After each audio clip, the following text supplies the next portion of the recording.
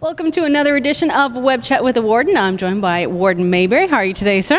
Hey, a little bit jet lagged, but I'll get over it. So. I hear you're just back from Taiwan. Got back Saturday night with the Woodstock Legion Institute group that had been over visiting Tam Kang High School in Taiwan, and it was a great trip. A lot of good cultural sort of experiences, and I took advantage of the opportunity to look at some waste management stuff, some economic development, and some agricultural things as well.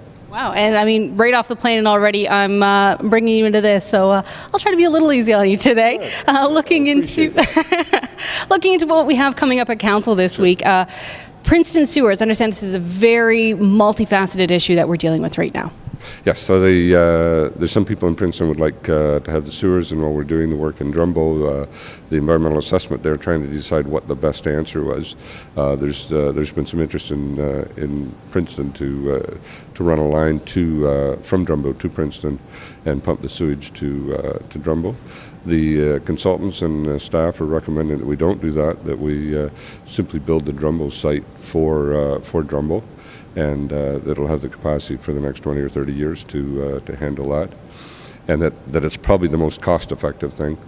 And so then further in the council agenda, there's a report on how can we help people that are having problems with their septic systems and try to be a little more proactive. And so council will be looking at that. That's something that came out of a question around, should we be servicing all the villages? Is there a better way than simply sewers to help people sort of take care of their own problems? And now it's the first day of spring, and looking outside, it might not seem like it today, but we are coming into the season of construction and rehabilitation. I noticed there is a bridge in particular that needs some work. Well, there's a couple bridges on Road 36. It's a joint road with Brant and Waterloo, and so this is kind of a big project over a couple of years. And so the county is, making sure that we have our money in place.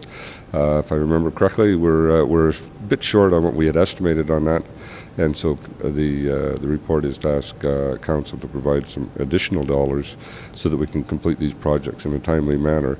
When we're working with partners like Waterloo and Brant, we have to recognize that we have to work, kind of try to work in their schedule as they do with ours. And so this is an area where we can't really put it off. We're going to have to pay for it this year because it needs to be done. So, and I also understand that there is a delegation coming to this week's council about Bloom funding.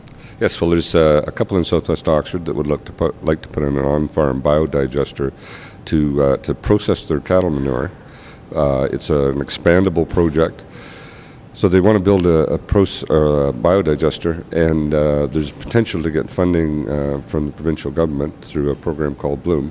And so they've asked the council if they would support it. And since it fits nicely into a number of our sustainability issues, they've asked council to write a letter of support. They're not asking for money. They're just saying, would you sort of be on board to support this project? And so I'm hoping that the council will be. So this project would require no funding within the future either, correct? Not from the county. This is simply a farmer wanting to invest his own money into a long-term project. Once you built the biodigester, you capture the methane, and then you use that to generate electricity, or you can use it to power tractors. And I think in the initial stage, you're looking at electricity, and then further down the road, as they expand their herd, they're hoping to power their farm equipment with renewable natural gas. Perfect. All right. Well, thank you so much for your time today, Warden. And these issues and much more coming up during Council this week. Thank you once more, and we will see you next time on the next edition of Web Chat with the Warden.